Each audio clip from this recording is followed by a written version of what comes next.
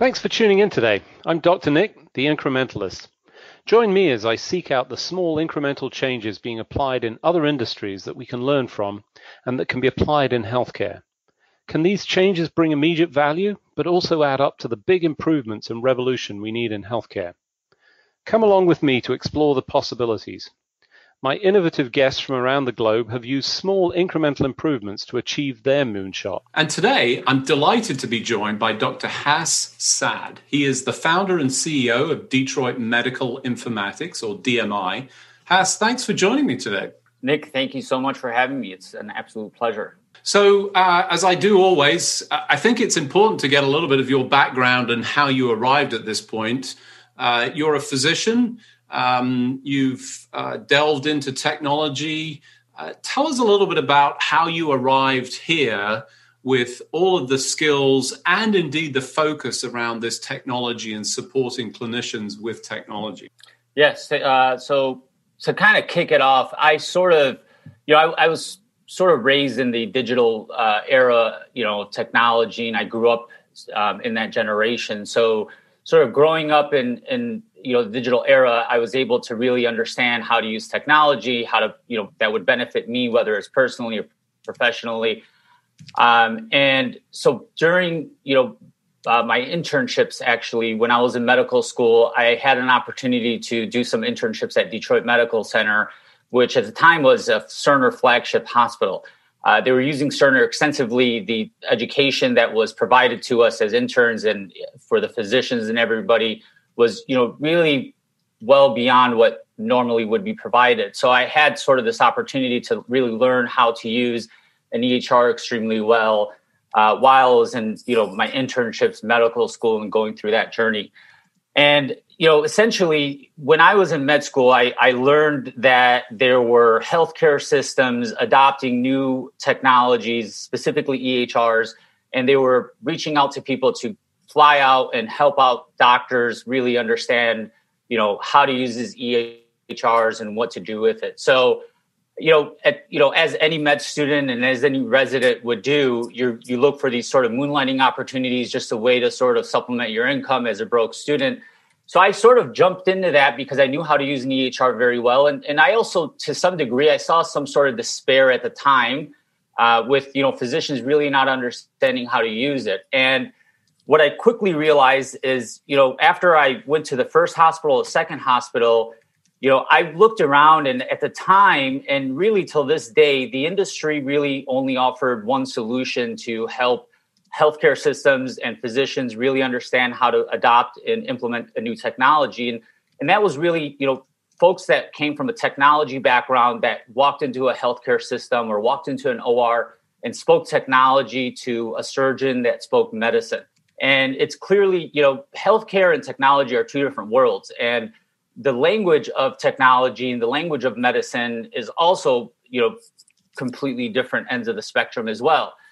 And, doing the work that I did, I realized that I was all of a sudden the busiest guy in the hospital. Every doctor, every clinician, everybody wanted to work with me. My phone was blowing up all day. Everybody had my cell phone number. I was working 16 hours a day. And to my surprise, I thought to myself, I don't necessarily know the technology better than the folks sitting next to me do. They're actually here from Epic. They're here from Cerner. They're the ones that built this stuff. But, why am I the busy one? Why does everybody want to work with me? And I sort of realized, it's because I walk into a situation and I don't speak technology. I speak medicine. And it's a language that physicians want to understand. And really having a medical background, you also know that physicians really care about the why, right? Why am I doing this? Why is this here? Why do I have to do this? And that's really what I was able to translate for them. But to kind of sum up the journey, I sort of continued doing these sort of side gigs, if you will. And I was going through residency and applying to residency and all that. And I ended up landing a cardiovascular research fellowship in Northern Michigan, where I worked for one of the most renowned cardiovascular surgeons in the world. And while I was working for him, I looked to him and I thought to myself, he's making such a tremendous impact in the field of cardiology. And I really aspire to be this way, to where I can make an impact, a broad impact on the field of medicine. And I started to really have those sort of feelings and thoughts that, me becoming a traditional physician may not necessarily be the path for me. So I kind of started to feel this way and go back and forth in my head and everything. And then I realized, this is a lunge that I'm going to have to take, and timing is everything for it. So, I actually quit residency after my first year of that research fellowship. And I launched DMI, and the intention of DMI was essentially to provide physicians, actual physicians that practice here in the States, that use these EHR platforms here in the States, to fly them out across the country and to support our colleagues in practice that are trying to adopt new technologies and really provide a firsthand, peer-to-peer approach in that education and training. So that's pretty much, the backstory of it and what led to creating DMI. And really, the one thing I didn't mention in all of that is while I was doing this work, the one thing that really drove me to leave clinical practice and to do what I was doing is while I was training, I walked into any healthcare system or any office that I had opportunity to train in. And like many medical students, many physicians, many residents, you look at the physicians as mentors and as, sort of the gods of medicine that sort of created the path that we, walk on today. And I noticed that especially the senior physicians that we were supporting, they were struggling the most. And most of the people that we're supporting didn't necessarily care to take too much time with the senior physicians, and they were working with the younger tech-savvy ones. And the whole notion is, they'll phase out. But in my mind, when I looked at the senior physicians, I thought to myself, well, those are the innovators. Those are the pioneers of healthcare. Those are the ones that teach us, how to practice medicine, how to do what we do.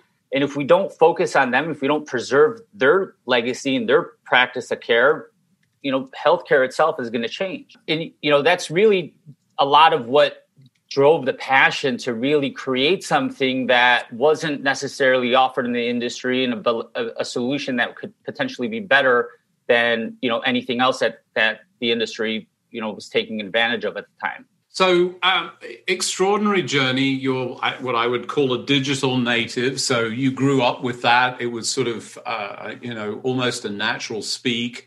It's fascinating to me that you were one of the busiest people in the hospital, but not through medical things. I mean, it was, the technology support, because you were providing that sort of direct interaction that people understood, comprehended. It reminds me a lot of some of the experiences I had, although, at the time that I was doing some of this, there was more resistance to it, quite frankly. People looked at me as a little bit of an oddity because I was absorbed with this technology, could see the value.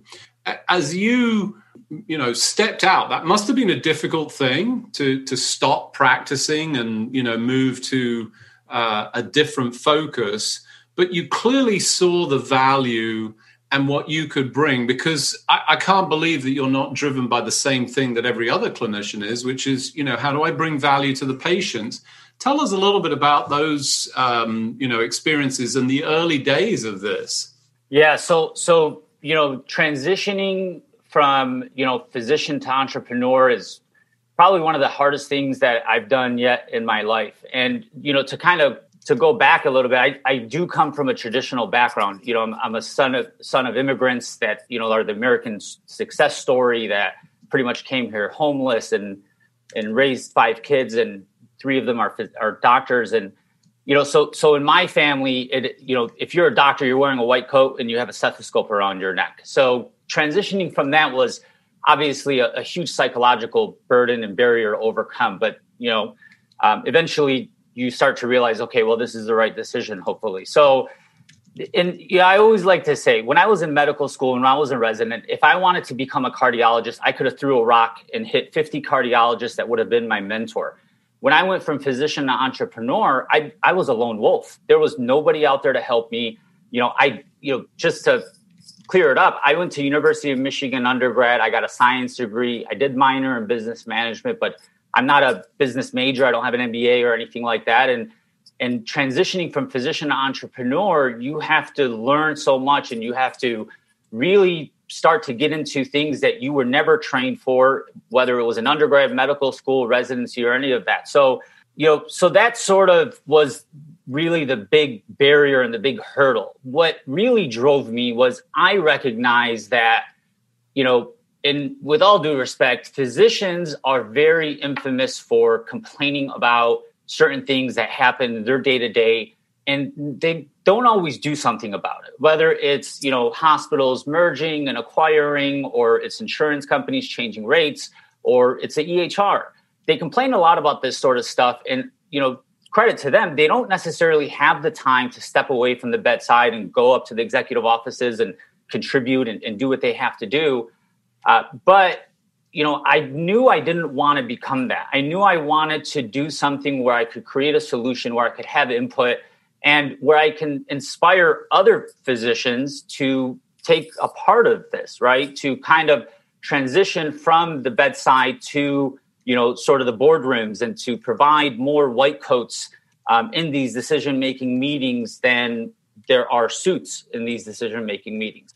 Because truly, at the end of the day, what I wanted to do was I wanted to create a better, healthcare environment, not only for the patient, and obviously the patient's always the center of focus, but I wanted to make, the lives of my colleagues, of my physician colleagues, of the nurses, of the care providers, I wanted to somehow improve the way that they practice medicine, and to preserve, really to preserve the art of medicine, which is what, makes someone like me grow up from 5 years old wanting to become a physician, right? And that's sort of, it's one of those unique industries that's truly run by culture, and there's a lot of things you could change in the healthcare setting, and a lot of things you could do, but the culture of medicine is really what is the driving force, and that's really what I wanted to preserve and what I wanted to make better. So for those of you just joining, I'm Dr. Nick, the Incrementalist, and today I'm delighted to be joined by Dr. Hass Saad. He's the founder and CEO of Detroit Medical Informatics, or DMI. We were just talking about the initial journey and how lonely it was for you to sort of step out, the fact that there were limited resources to sort of guide through that different process, but the opportunity of really bringing more clinicians to the table, the decision-making tables. And it would seem you've been pretty successful at creating a tribe, because you've attracted a lot of talent that's now working with you, supporting you, doing some of these things. Tell us a little bit about how you did that. Did people just suddenly start knocking on your door? What was going on there? Yeah, that's a great question. So, in the last 5 years, DMI has hired roughly 300 physicians from across the country of multiple, specialties, clinical specialties, to support, the healthcare systems that we have gone in to support.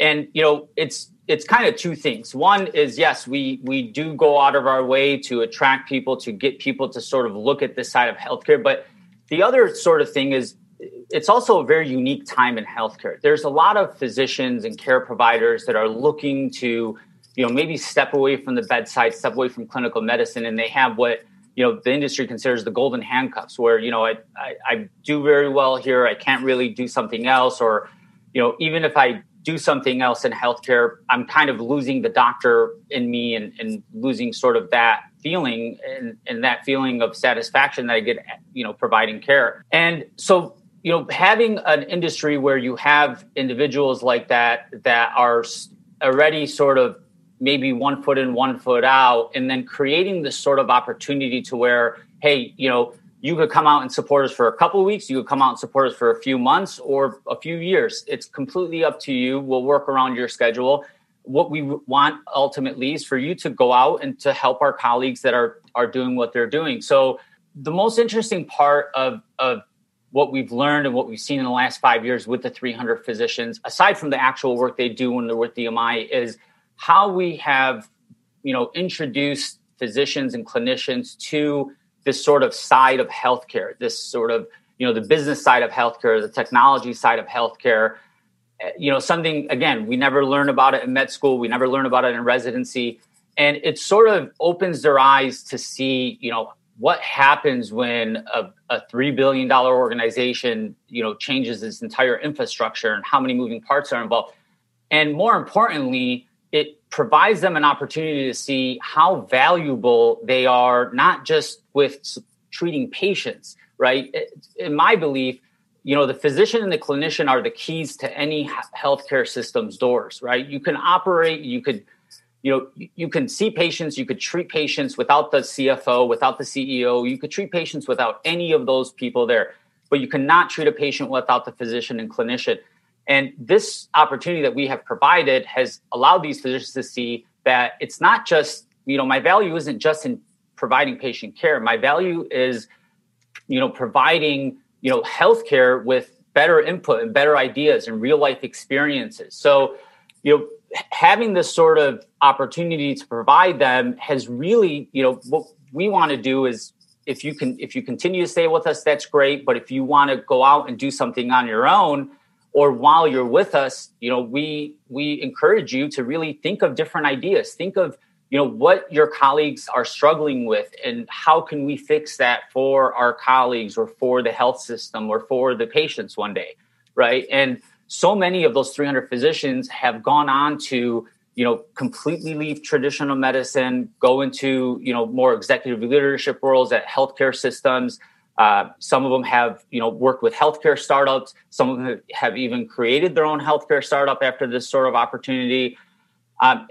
And really, that's the whole idea behind DMI, right? It's really to, ignite the physicians and the clinicians to really be a part of the change versus become a result of the change. And that's one of the most satisfying parts of what I've been able to accomplish in the last 5 years and continue to, attempt that. So, impressive track record of really sort of engaging physicians, getting them back at the table. I think, providing a career pathway or a supplemental career, or almost the side hustle initially for many of these folks, to sort of allow them to test the waters even, and then, spread their wings almost is how it feels like. As you think about, the success. So you've got tremendous success. In fact, I know you've got a fantastic list of clients who talk very highly, of the experience that they have, so much so that they couldn't imagine doing the work that they do and implementing technology without the support of DMI. Tell us a little bit about that and what happened when COVID-19 hit, because that must have been something of a challenge. Yeah, absolutely. So, as far as the support, the one principle that we're driven by is to be committed to quality, right? It's not a game of quantity. It's more about the quality of the support that we bring in. Obviously, bringing in very educated physicians and things is why we're doing all of that. And, as far as us assisting healthcare systems, I think that sort of ties back into the physicians that we bring in and why they love doing what they do, because what we're able to see is, in a way, we're improving patient care, maybe not necessarily directly by touching the patient, but indirectly by improving the way our colleague practices medicine with the use of technology. That improves patient care. And that's really what drives us to continue to, serve these clients and make sure that they're going to be okay. So we've had people say things to us like, our patients would have died if it wasn't for you, or I was going to retire and quit if it wasn't for you guys coming in to support us and to teach us how to continue practicing and doing what we do. So that's always been, a really phenomenal asset to have is, and having a physician there, you have this sort of set of eyes, this clinical set of eyes to where, if you're making a mistake as a new end user, having an actual physician that can tell you, hey, that's a lethal dose of medication that you're about to apply to this patient, that's really critical. But then COVID came along and, all along we were in person and we were flying out to healthcare systems and we had a surgeon to sit next to your healthcare system surgeons and internists to internists, et cetera. And COVID came along and obviously there's a lot of limitations to traveling and you don't want to introduce, hundreds of people or dozens of people even into a healthcare system during a pandemic. And so we actually were engaged recently in the fall by a client that said, why don't you guys come in, give us a hand? We are very, we have a very small footprint no matter where we go. We don't necessarily believe in bringing in hundreds or thousands of people. We keep it, minimal at best. And so we were actually going to head out there, fly our doctors out there to support them. And 2 weeks before we were heading out there, they gave us a call and they said, they were in upstate New York. And they said, the numbers are getting out of hand over here. And we're really worried about everything. Have you guys ever gone virtual? And can you guys go virtual? Well, no, we hadn't gone virtual. And the reason is because we never had to go virtual in the past. But can we go virtual? We immediately said, yes, we'll do it. Because there's no question. We want to be there to support our colleagues. And if we're not going to be the ones there supporting these physicians and these clinicians in a language that they understand, then somebody else is going to do it. And it's not going to be what they understand. And they're going to be in a mess. So we worked hand in hand with our vendor partner, with the healthcare system. And, rather than introduce brand new technology and set up some infrastructure on our own and force the healthcare system to use it, we looked at it like, hey, they're getting Epic right now. They're already transitioning to a brand new EHR. We can't ask them to learn a new form of technology. So we worked with what they had. We adopted all the infrastructure that they had. Our doctors, took all the time to learn how to use it, to do whatever it needed. And essentially, we provide a full implementation support for a $100+ million Epic implementation, fully virtual. We had roughly 14 physicians across 11 states in the country supporting this healthcare system 24 hours a day, 7 days a week through a call center.